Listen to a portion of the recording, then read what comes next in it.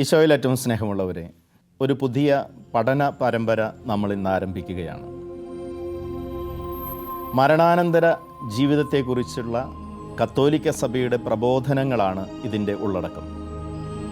ഒരു മനുഷ്യൻ്റെ സമഗ്രമായ വിമോചനം, പരിപൂർണമായ സ്വാതന്ത്ര്യം അവൻ അനുഭവിക്കുന്നത് ദൈവവുമായി ഒന്നു ചേരുമ്പോഴാണ്. ഭൗമിക ജീവിതത്തിലായിരിക്കുമ്പോൾ നമുക്കുള്ള എല്ലാ ബന്ധനങ്ങളിൽ നിന്നും നാം വിമോചിതരാകുന്നത്, പരിപൂർണ സ്വാതന്ത്ര്യം നേടുന്നത് നാം എല്ലാം സ്വർഗത്തിൽ എത്തിച്ചേരുമ്പോഴാണ്, ദൈവവുമായി ഒന്നു ചേരുമ്പോഴാണ്. ഈ പഠന പരമ്പരയിലേക്ക് നിങ്ങളെല്ലാവരെയും ഏറെ സ്നേഹപൂർവ്വം സ്വാഗതം ചെയ്യുന്നു.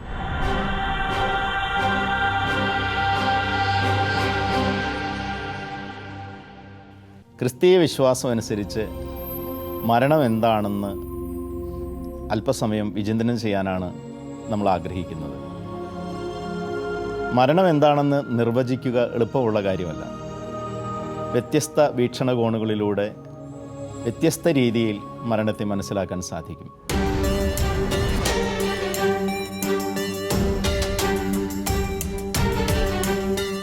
ക്രിസ്തീയ വിശ്വാസം അനുസരിച്ച് എന്താണ് മരണം എന്ന് ചോദിച്ചാൽ ഏറ്റവും ലളിതമായ ഉത്തരം, മരണം ആത്മാവും ശരീരവും വേർപിരിയുന്നതാണ്. വിശുദ്ധ ഗ്രന്ഥത്തിൽ ഈ ഒരു ദർശനത്തിൻ്റെ അടിസ്ഥാനം നമുക്ക് കാണാൻ സാധിക്കും. പഴയ നിയമ വിശ്വാസത്തിൽ ചില ഭാഗങ്ങളിൽ മരണത്തെ ജീവചൈതന്യത്തിൻ്റെ വേർപാടായി അവതരിപ്പിച്ചിട്ടുണ്ട്. ഉൽപ്പത്തിയുടെ പുസ്തകം 35-ാം അധ്യായം 18-ാമത്തെ തിരുവചനം. ഹീബ്രു ഭാഷയിൽ ജീവചൈതന്യം എന്നതിന് ഉപയോഗിച്ചിരിക്കുന്നത് നെഫഷ് എന്ന വാക്കാണ്. മറ്റു ചില പഴയ നിയമ ഭാഗങ്ങളിൽ മരണത്തെ ജീവിതത്തിൻ്റെ സാധാരണ അന്ത്യമായി അവതരിപ്പിച്ചിട്ടുണ്ട്. വേറെ ചില ഭാഗങ്ങളിൽ ദൈവം മനുഷ്യനിൽ നിവേശിപ്പിച്ചിരിക്കുന്ന ആത്മാവിൻ്റെ വേർപാടായിട്ട് തന്നെ മരണത്തെ ചിത്രീകരിക്കുന്നുണ്ട്. ആത്മാവ് എന്നതിന് റൂഹ എന്ന ഹെബ്രായ പദമാണ് ഉപയോഗിച്ചിരിക്കുന്നത്. യഹൂദർ മരണത്തെ ആത്മാവും ശരീരവും തമ്മിലുള്ള വേർപാടായി മനസ്സിലാക്കുന്നില്ല. കാരണം മനുഷ്യനെ ആത്മാവും ശരീരവുമായി വേർതിരിച്ച് കാണുന്നത് ഗ്രീക്ക് തത്വചിന്തയുടെ പ്രതിഫലനമാണ്. പുതിയ നിയമത്തിൻ്റെ വെളിച്ചത്തിൽ മരണത്തിൻ്റെയും ഉത്ഥാനത്തിൻ്റെയും അർത്ഥം നാം മനസ്സിലാക്കുന്നത് ഈശോയുടെ ജീവിതത്തിൽ നിന്നാണ്. ഈശോയുടെ ജീവിതത്തിൽ മരണമെന്നത് ഉയർപ്പിലേക്കുള്ള ഒരു കടന്നുപോകൽ മാത്രമായിരുന്നു. ഇത് തന്നെയാണ് നമ്മുടെ ഓരോരുത്തരുടെയും ജീവിതത്തിലും സംഭവിക്കുന്നത്. മരണം ജീവിതത്തിൻ്റെ അവസാനമല്ല, ഈശോയോടുകൂടെ നിത്യമായി ജീവിക്കുന്നതിന് നാം മരിക്കുകയാണ്. ഒരു ക്രിസ്ത്യാനി എപ്രകാരം മരണത്തെ മനസ്സിലാക്കണം എന്ന് ചോദിച്ചാൽ അതിനുള്ള ഉത്തരം ഈശോയുടെ മരണമാണ്, ഈശോയുടെ ജീവിതമാണ്. ഈശോ എപ്രകാരമാണ് തൻ്റെ മരണത്തെ നോക്കിക്കണ്ടത്? ഈശോയെ സംബന്ധിച്ച് മരണം എന്നത് ഒരു സ്നേഹ സമർപ്പണമായിരുന്നു. ഈശോ മരിച്ചത് തന്നെ ഈ സമർപ്പണം പ്രകടിപ്പിച്ചുകൊണ്ടാണ്. പിതാവേ, അങ്ങേ കരങ്ങളിൽ എൻ്റെ ആത്മാവിനെ ഞാൻ സമർപ്പിക്കുന്നു എന്ന് പറഞ്ഞാണ് ഈശോ മരിച്ചത്. ജീവിതകാലം മുഴുവൻ സമർപ്പിച്ച് ജീവിച്ച ഒരു വ്യക്തിക്ക്, സമർപ്പണ മനോഭാവത്തോടെ വ്യാപരിച്ച ഒരു വ്യക്തിക്ക് മരണത്തെയും സമർപ്പണമായി മാത്രമേ മനസ്സിലാക്കാൻ സാധിക്കുകയുള്ളൂ. അങ്ങനെ മരിക്കുന്ന വ്യക്തികളെ ചിലപ്പോഴെങ്കിലും നമ്മൾ കണ്ടിട്ടുണ്ട്. തികഞ്ഞ സംതൃപ്തിയോടെ ദൈവത്തോട് നന്ദി അർപ്പിച്ചുകൊണ്ട് പുഞ്ചിരിച്ച് മരിക്കുന്ന വ്യക്തികൾ. ഇതൊരു വലിയ ദൈവകൃപയാണ്. എന്നാൽ മറ്റു ചിലരാകട്ടെ ജീവിതത്തിൽ ഉണ്ടായ ദുരനുഭവങ്ങളെ ഓർത്ത് പരിതപിച്ച് വിലപിച്ച് ആകുലചിത്തരായി വിഷമിച്ച് മരിക്കുന്നവരെയും നാം കണ്ടിട്ടുണ്ട്. ഈശോ എല്ലാം ദൈവത്തിന് സമർപ്പിച്ച് മരണത്തെ പോലും സമ്പൂർണ്ണ സമർപ്പണത്തിൻ്റെ പ്രകടനമായി കണ്ടു. രണ്ടാമത് ഈശോയുടെ ജീവിതത്തിൽ നിന്ന് നാം മനസ്സിലാക്കുന്നത്, ഈശോ മരണത്തെ അവതരിപ്പിച്ചത് പിതാവിൻ്റെ പക്കലേക്കുള്ള കടന്നുപോകലായാണ്. ഞാൻ എൻ്റെ പിതാവിൻ്റെ ഭവനത്തിലേക്ക് പോകുന്നു എന്നാണ് ഈശോ പറഞ്ഞത്. ഞാൻ ചെന്ന് കഴിയുമ്പോൾ നിങ്ങൾക്കും സ്ഥലം ഒരുക്കും എന്നാണ് ഈശോ പറഞ്ഞത്. സ്വന്തം അപ്പൻ്റെ വീട്ടിലേക്ക്, സ്വഭവനത്തിലേക്ക് മടങ്ങിപ്പോകുന്ന ഒരു മനോഭാവത്തോടെ മരണത്തെ കാണുന്ന ഈശോ. ക്രിസ്തീയ വിശ്വാസത്തിൽ സ്വർഗം എന്നത് നമ്മുടെയൊക്കെ ഭവനമാണ്. നാം ഈ ഭൂമിയിൽ തീർത്ഥാടകർ മാത്രമാണ്. കുറച്ചു കാലത്തേക്ക് ഉള്ള ഒരു ജീവിതം മാത്രമാണ് ഈ ഭൂമിയിൽ നമുക്കുള്ളത്. സ്വർഗമാണ് നമ്മുടെ യഥാർത്ഥ ഭവനം എന്ന തിരിച്ചറിവോടെ ജീവിക്കുന്ന ഒരു വ്യക്തിക്ക് മരണത്തെ ബുദ്ധിമുട്ടുള്ള ഒരു കാര്യമായി കാണാൻ സാധിക്കുകയില്ല. അടിസ്ഥാനപരമായി മരണമെന്നത് ആത്മാവിൻ്റെയും ശരീരത്തിൻ്റെയും വേർപിരിയലാണ് എന്ന് നാം പ്രസ്താവിച്ചു കഴിഞ്ഞു. എന്താണ് ആത്മാവ്? ആത്മാവിനെക്കുറിച്ച് കത്തോലിക്ക സഭ എന്താണ് പഠിപ്പിക്കുന്നത്? പലപ്പോഴും ശരീരം എന്താണെന്ന് പറയുന്ന അത്ര എളുപ്പത്തിൽ ആത്മാവ് എന്താണെന്ന് വിശദീകരിക്കുക ബുദ്ധിമുട്ടാണ്. വിശ്വാസത്തിൻ്റെ വെളിച്ചത്തിൽ വേണം ആത്മാവിനെക്കുറിച്ച് മനസ്സിലാക്കാൻ. കത്തോലിക്ക സഭ അടിസ്ഥാനപരമായി പഠിപ്പിക്കുന്ന പ്രധാനപ്പെട്ട പഠനങ്ങൾ താഴെ പറയുന്നവയാണ്. ആത്മാവ് എന്നത് ദൈവഛായയിൽ സൃഷ്ടിക്കപ്പെട്ട മനുഷ്യനിലെ ആത്മീയ തലത്തെയാണ് സൂചിപ്പിക്കുന്നത്. അത് മനുഷ്യനിലെ ഏറ്റവും അമൂല്യമായ അന്തസത്തയെ സൂചിപ്പിക്കുന്നു. ഈ അന്തസത്തയിലാണ് മനുഷ്യൻ ദൈവത്തിൻ്റെ ഛായ സംവഹിക്കുന്നത്. മനുഷ്യാത്മാവ് അനശ്വരമാണ്. മരണത്തോടെ ശരീരത്തിൽ നിന്ന് ആത്മാവ് വേർപിരിയുമ്പോഴും ആത്മാവ് നശിക്കുന്നില്ല.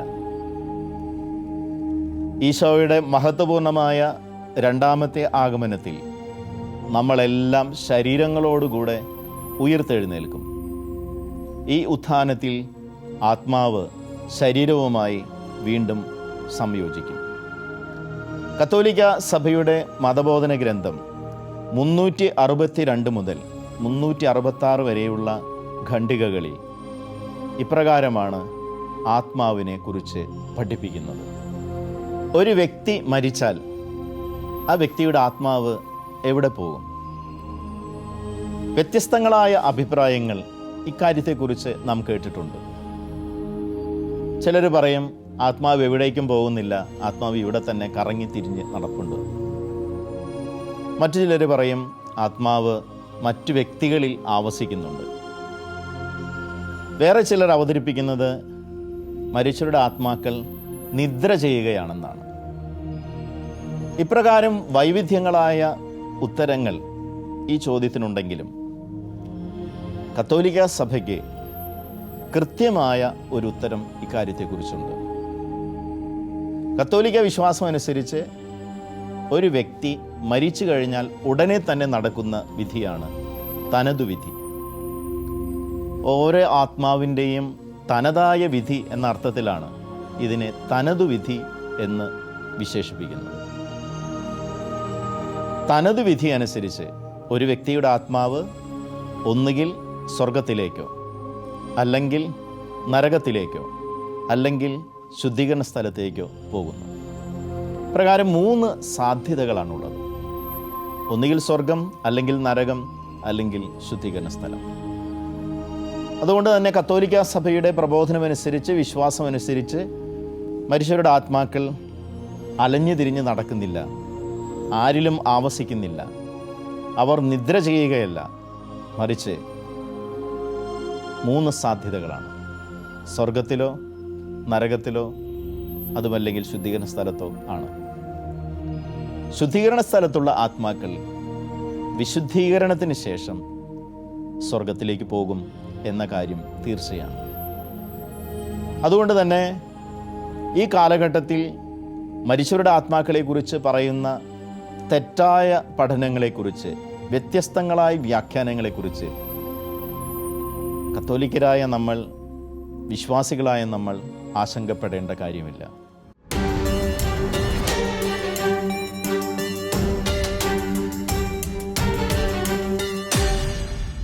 സഭാപരമായ മൃതസംസ്കാര ശുശ്രൂഷയുടെ അർത്ഥം എന്താണ്? കത്തോലിക്ക സഭ മനുഷ്യനെ നൽകുന്ന ആദരപൂർവകമായ ഒരു ശുശ്രൂഷയാണ് മൃതസംസ്കാര ശുശ്രൂഷ. വിവിധ അർത്ഥ തലങ്ങൾ അത് ഉൾക്കൊള്ളുന്നുണ്ട്. ഒന്നാമതായി, അത് സഭ നടത്തുന്ന ഔദ്യോഗികമായ ഒരു പ്രാർത്ഥനയാണ്.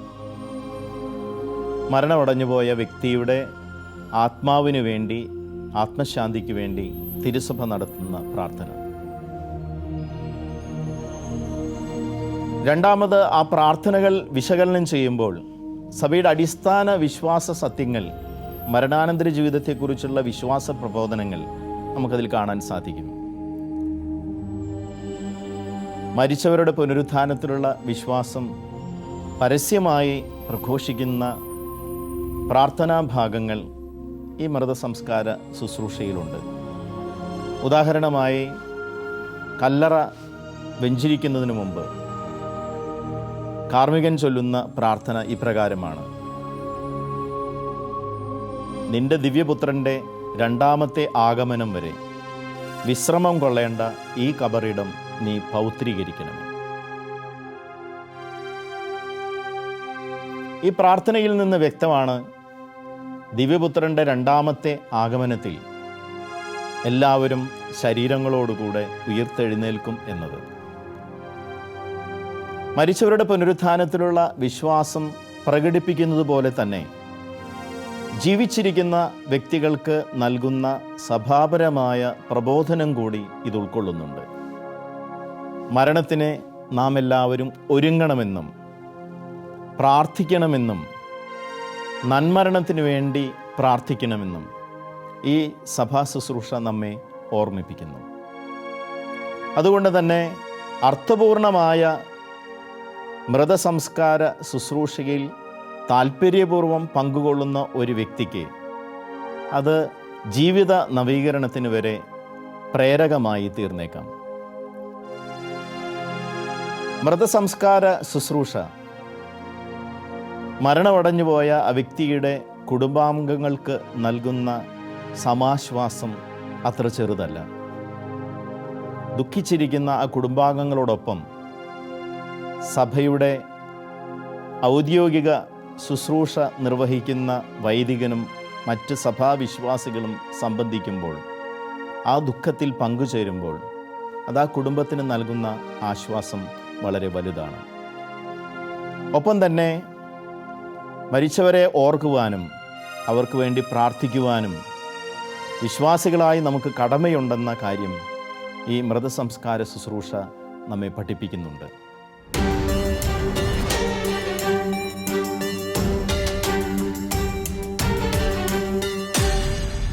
കത്തോലിക്കരായ വ്യക്തികൾക്ക് അവരുടെ ശരീരം, മൃതശരീരം ദഹിപ്പിക്കുന്നതിന് അനുവാദമുണ്ടോ എന്ന് ഒരു കാലഘട്ടത്തിൽ വളരെ ശക്തമായി ചോദ്യം ഉയർന്നിരുന്നു. എന്നാൽ ഈ കോവിഡ് കാലഘട്ടത്തിന് ശേഷം വിശ്വാസികളായ നമുക്കത് വ്യക്തമാണ്. കത്തോലിക്ക സഭ മൃതശരീരം ദഹിപ്പിക്കുന്നതിന്, ക്രിമേഷൻ നടത്തുന്നതിന് അനുവാദം നൽകുന്നുണ്ട്.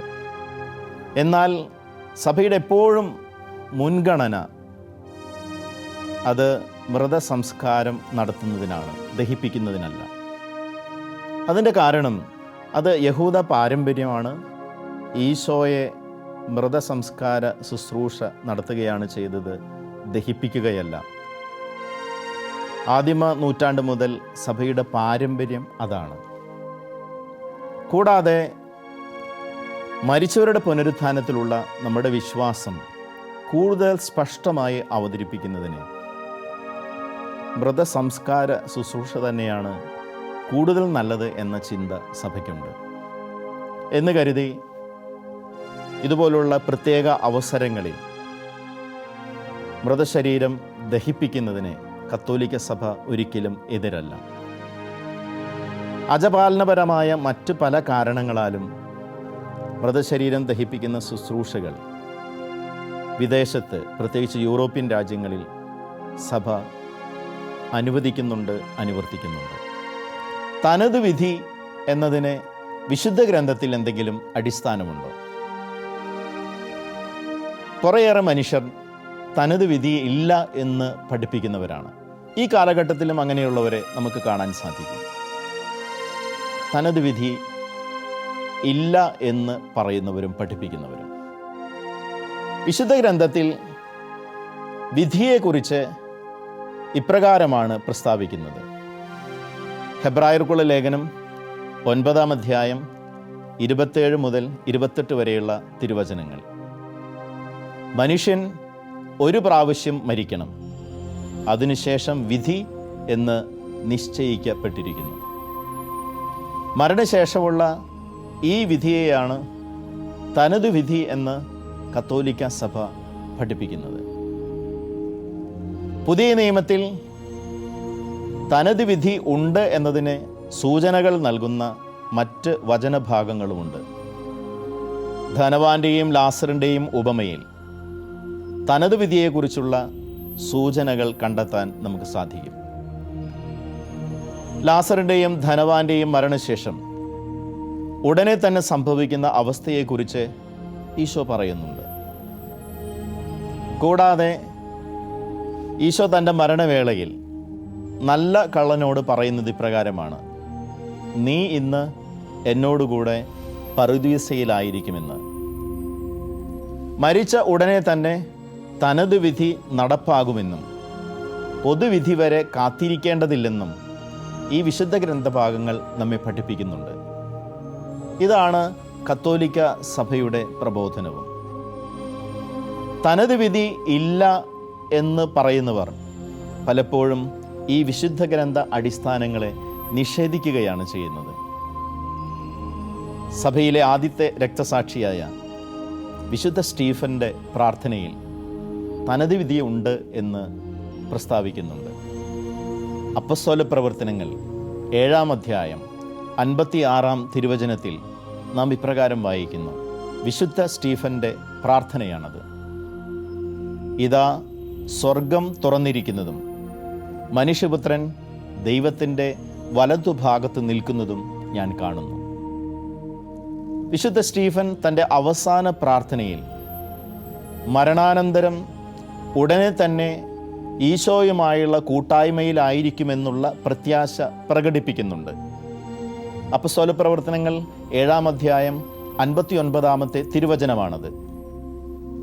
കർത്താവായ യേശുവേ, എൻ്റെ ആത്മാവിനെ കൈക്കൊള്ളണമേ എന്ന വിശുദ്ധ സ്റ്റീഫൻ്റെ പ്രാർത്ഥന മരണശേഷം ഉടനെ തന്നെ ഈശോയോടൊപ്പം ആയിരിക്കാൻ സാധിക്കുമെന്നുള്ള പ്രത്യാശ പ്രകടിപ്പിക്കുന്നുണ്ട്.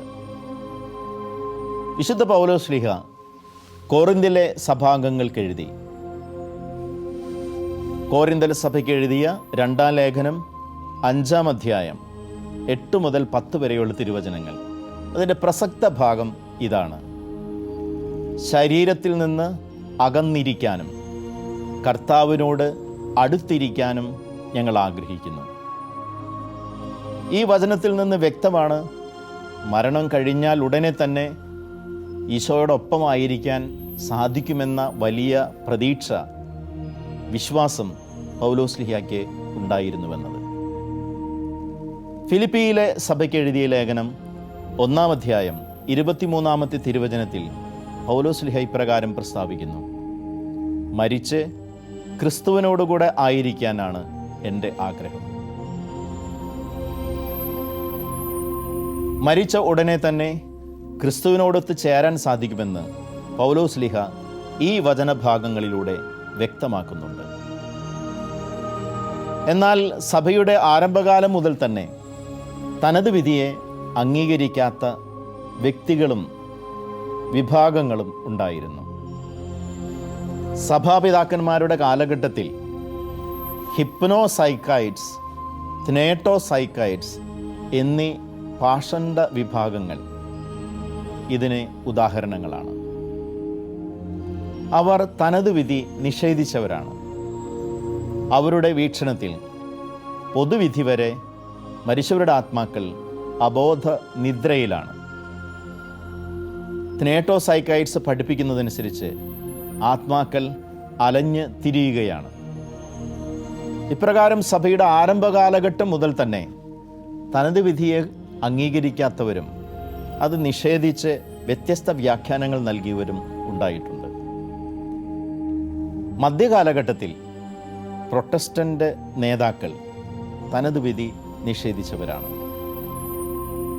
മാർട്ടിൻ ലൂഥറിൻ്റെ വീക്ഷണത്തിൽ സകല മരിച്ചവരും അബോധാവസ്ഥയിൽ കഴിയുകയാണ്. എന്നാൽ ജോൺ കാൽവിൻ്റെ വീക്ഷണത്തിൽ മരിച്ചവരുടെ ആത്മാക്കൾ പൂർണ്ണ ബോധത്തോടെയാണ് കഴിയുന്നത്. ഇപ്രകാരം വിവിധ വ്യാഖ്യാനങ്ങൾ നൽകി തനത് വിധി അംഗീകരിക്കാത്തവരും അതിനെ നിഷേധിക്കുന്നവരും വിവിധ സഭാവിഭാഗങ്ങളിൽ ഉണ്ട് എന്ന കാര്യം നമുക്ക് ഓർക്കുന്നത് നല്ലതാണ്. കത്തോലിക്ക സഭ വ്യത്യസ്തമായ ഒരു നിലപാട് എടുത്തിരിക്കുന്നത് വിശുദ്ധ ഗ്രന്ഥത്തിൻ്റെ അടിസ്ഥാനത്തിലാണ്. മരണം കഴിഞ്ഞാൽ ഉടനെ തന്നെ തനത് വിധിയുണ്ടെന്ന് വിശ്വസിക്കുന്ന സഭയിലെ അംഗങ്ങളാണ് നാം ഓരോരുത്തരും. തനത് വിധിയിൽ നിന്നും വ്യത്യസ്തമായ ഒരു വിധി പൊതുവിധിയിൽ ഉണ്ടാകുമോ? തനത് വിധി അനുസരിച്ച് ഒരു ആത്മാവ് സ്വർഗത്തിലാണെങ്കിൽ അന്ത്യവിധിയിൽ ആ ആത്മാവ് നരകത്തിലേക്ക് വിധിക്കപ്പെടുമോ? അല്ലെങ്കിൽ തനത് വിധി അനുസരിച്ച് ഒരാത്മാവ് നരകത്തിലാണെങ്കിൽ അന്ത്യവിധിയിൽ ആ ആത്മാവിനെ ദൈവം സ്വർഗത്തിലേക്ക് സ്വീകരിക്കുമോ? ഇവിടെ നമ്മൾ മറക്കാതെ മനസ്സിലാക്കേണ്ട ഒരു കാര്യം ഇതാണ്: വിധിക്കുന്നത് ദൈവമാണ്. അതുകൊണ്ട് തന്നെ ഇത് നിത്യമായ വിധിയാണ്.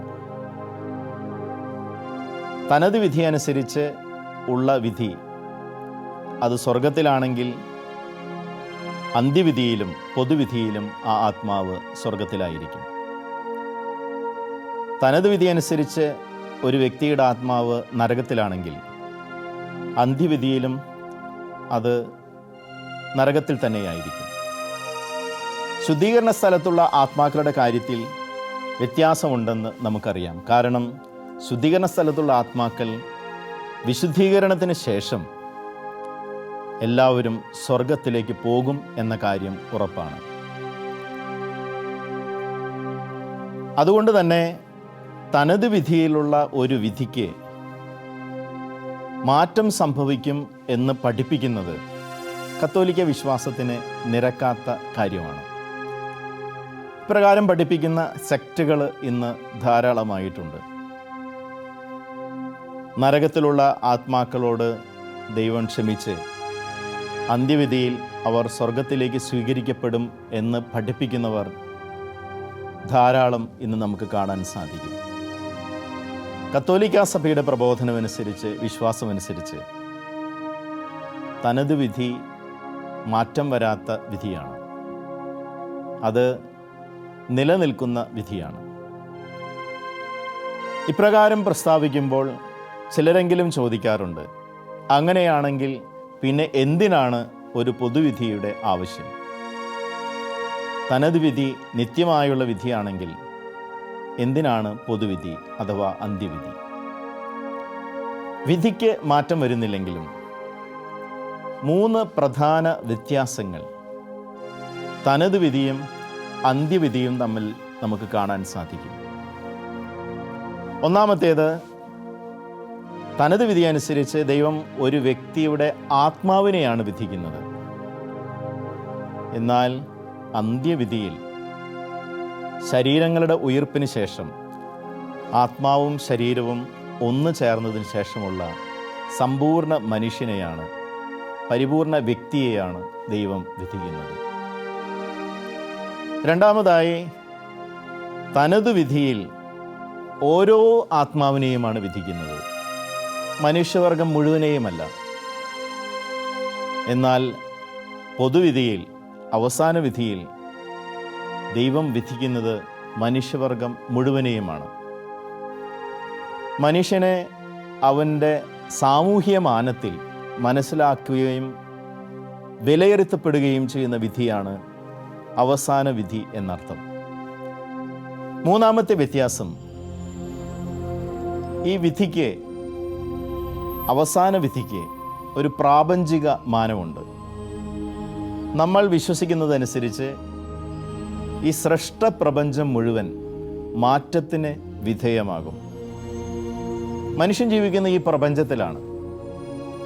അതുകൊണ്ട് തന്നെ മനുഷ്യന് ഒരു പ്രാപഞ്ചിക മാനമുണ്ട്. ഈ പ്രാപഞ്ചിക മാനം കൂടി പരിഗണിച്ചുകൊണ്ടുള്ള വിധി അവസാന വിധിയാണ്. തനത് വിധിയിൽ ഈ പ്രപഞ്ചത്തിന് മാറ്റമൊന്നും സംഭവിച്ചിട്ടില്ല.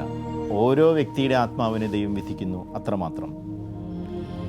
മറ്റു വാക്കുകളിൽ പറഞ്ഞാൽ അവസാന വിധിയാണ്, പൊതുവിധിയാണ് മനുഷ്യൻ്റെയും മനുഷ്യവർഗത്തിൻ്റെയും സൃഷ്ടപ്രപഞ്ചത്തിൻ്റെയും മേൽ ദൈവം നടത്തുന്ന അവസാനം ആയ വിളംബരം, പ്രഖ്യാപനം. വിധിക്കപ്പെടുന്ന വ്യക്തിക്ക് സ്വർഗമാണോ നരകമാണോ എന്നുള്ള മാറ്റമല്ല ഉദ്ദേശിക്കുന്നത്. മറിച്ച് മനുഷ്യനെ അവൻ്റെ സമഗ്രതയിൽ മനസ്സിലാക്കിക്കൊണ്ടുള്ള, ആത്മാവും ശരീരവും ഉൾക്കൊള്ളുന്ന മനുഷ്യൻ എന്ന രീതിയിലും, സാമൂഹ്യമാനം പരിഗണിച്ചുകൊണ്ടുള്ള എന്ന അർത്ഥത്തിലും, പ്രാപഞ്ചികമാനം സ്വീകരിച്ചുകൊണ്ടുള്ള അർത്ഥത്തിലും പരിപൂർണമായ ഒരു വിധി പ്രഖ്യാപനം നടക്കുന്നത് അന്ത്യവിധിയിലാണ്. അതുകൊണ്ട് തന്നെ തനത് വിധിക്ക് മാറ്റം വരും എന്ന് പഠിപ്പിക്കുന്നത് കത്തോലിക്ക വിശ്വാസത്തിന് നിരക്കാത്തതാണ്. വിധിക്കല്ല മാറ്റം വരുന്നത്, മറിച്ച് വിധിക്കപ്പെടുമ്പോൾ ഉണ്ടാകുന്ന മനുഷ്യവർഗത്തിനും സൃഷ്ടപ്രപഞ്ചത്തിനും ഉണ്ടാകുന്ന മാറ്റമാണ് ഇവിടെ വിവക്ഷിക്കുന്നത്. തനത് വിധി തന്നെ മാറിപ്പോകുമെന്ന് പഠിപ്പിക്കുന്നത് കത്തോലിക്ക വിശ്വാസത്തിന് വിരുദ്ധമായ പ്രബോധനമാണ്. ഈ അല്പസമയം ക്രിസ്തീയ വിശ്വാസം അനുസരിച്ച് മരണത്തെക്കുറിച്ചും മരണശേഷം ഉണ്ടാകുന്ന തനത് വിധിയെക്കുറിച്ചും ഇതിൻ്റെ പ്രാധാന്യത്തെക്കുറിച്ചും നാം ചിന്തിക്കുകയായിരുന്നു. അബദ്ധ പ്രബോധനങ്ങളിൽ നിന്ന് അകന്നു നിൽക്കുവാനും കത്തോലിക്ക സഭയുടെ വിശ്വാസ പ്രബോധനങ്ങളെ മനസ്സിലാക്കാനും ഇത് ഉപകരിക്കുമെന്ന് പ്രത്യാശിക്കുന്നു.